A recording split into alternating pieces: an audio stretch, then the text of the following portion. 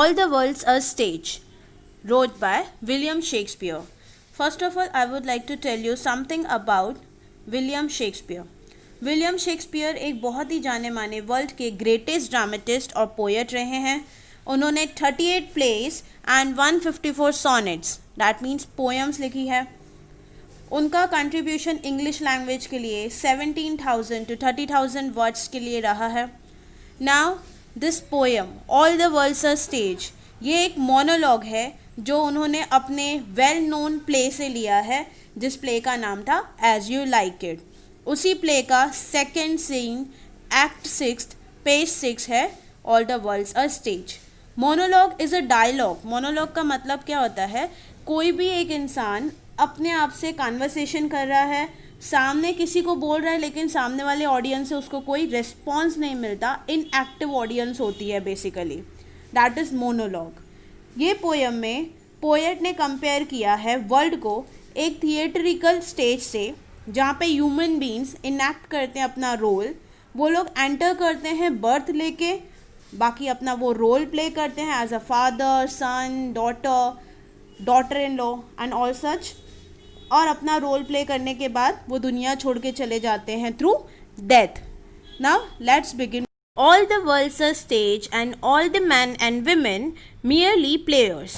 They have their exits and their entrances, and one man in his time plays many parts, his acts being 7 ages. यहाँ तक first stanza.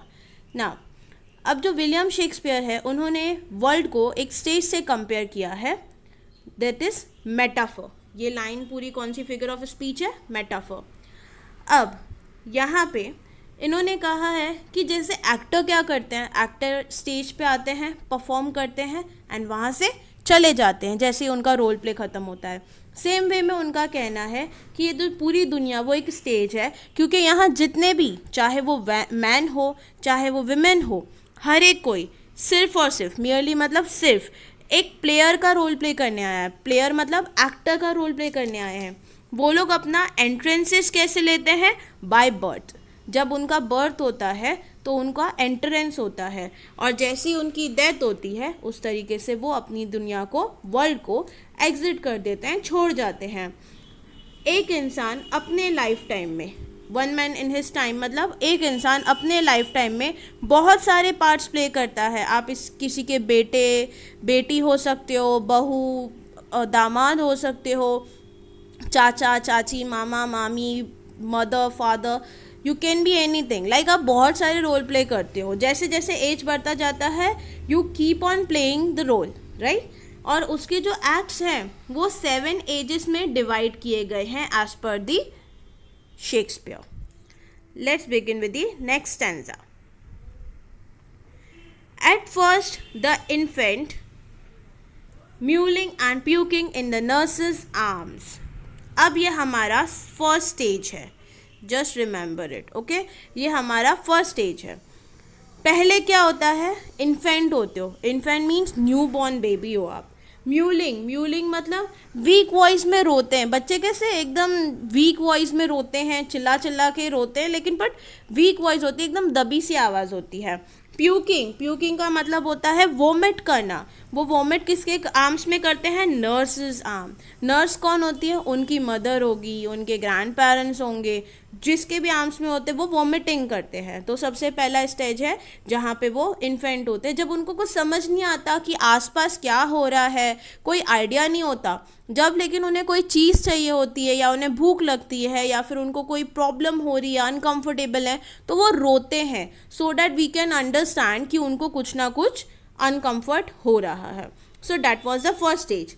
Next stage, then the whining school boy with the satchel and the shining morning face creeping like snail unwillingly to school.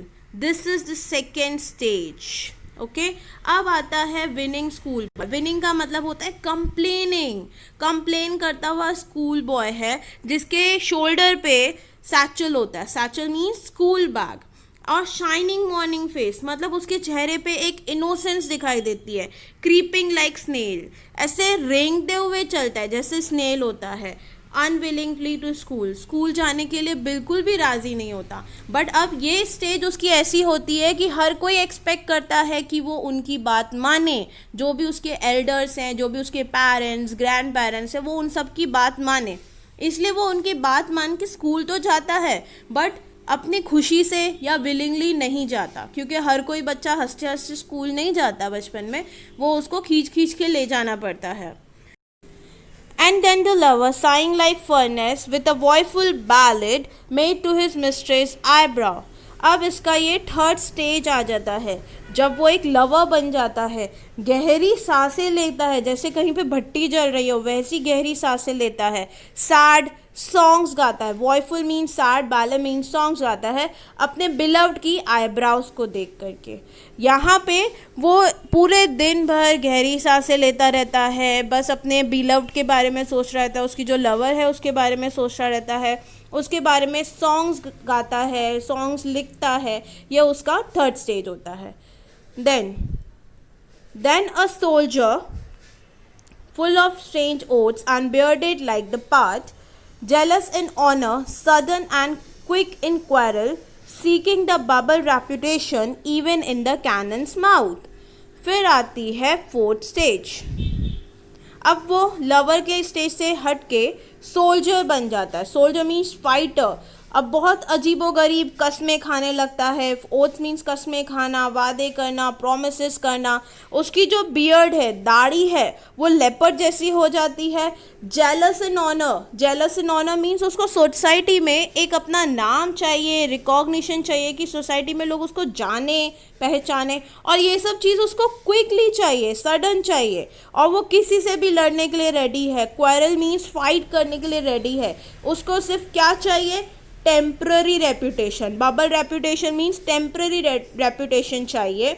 Even in the cannon's mouth, cannon mouth मतलब तोप के मुंह के आगे भी खड़ा होना पड़ जाए वो खड़ा हो जाएगा, बस उसको टेम्पररी रेपुटेशन दे दो, एक रिकॉग्निशन दे दो सोसाइटी में, और वो भी एकदम क्विकली चाहिए। एंड यू ऑल नो कि हमें कोई भी चीज़ क्विकली नहीं मिलती है। If you want to achieve success you have to work hard and consistent होना चाहिए उसमें। क्विकली कोई चीज़ आपको सडन ऑफ नहीं मिलेगी। बट ये स्टेज उसका ऐसा होता है कि वो किसी भी डेंजर के आगे खड़ा हो सकता है, बस उसको वो चीज़ चाहिए ही चाहिए। Next stage. And then the justice in fair round Bali with a good cap in line, with eyes severe and the beard of formal cut, full of wise sauce and modern instances. So he plays his part. अब यहाँ पे क्या होता है, ये हमारा है fifth stage.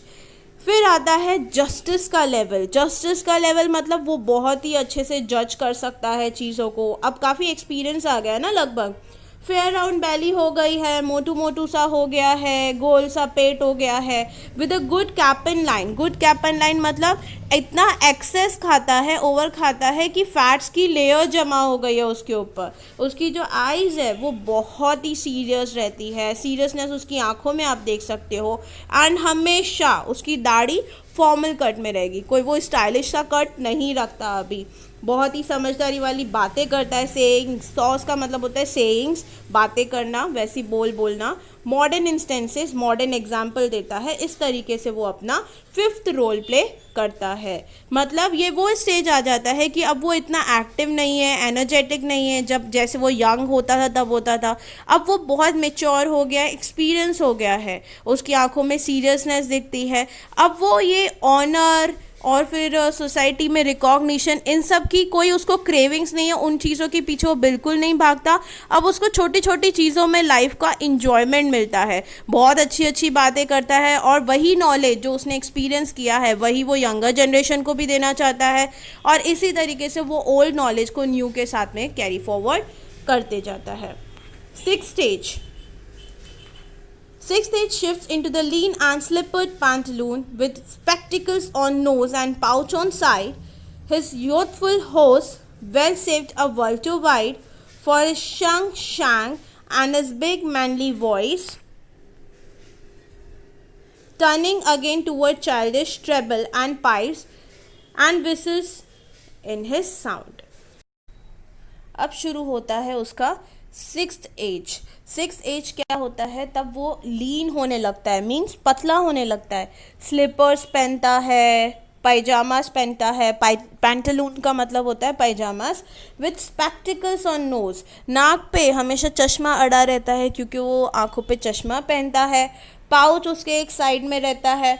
Youthful horse का मतलब क्या होता है, टाइट फिटिंग वाले कपड़े जो उसने अब तक बचा के रखे होते हैं उसके श्रंक शैंक के लिए, shrunk is the past tense of shrink, मतलब सिकुड़ गए हैं। शैंक का मतलब क्या होता है, नी टू एंकल तक का जो उसके लेग्स हैं वो बहुत सिकुड़ गए हैं, मतलब वो थिन हो गया है।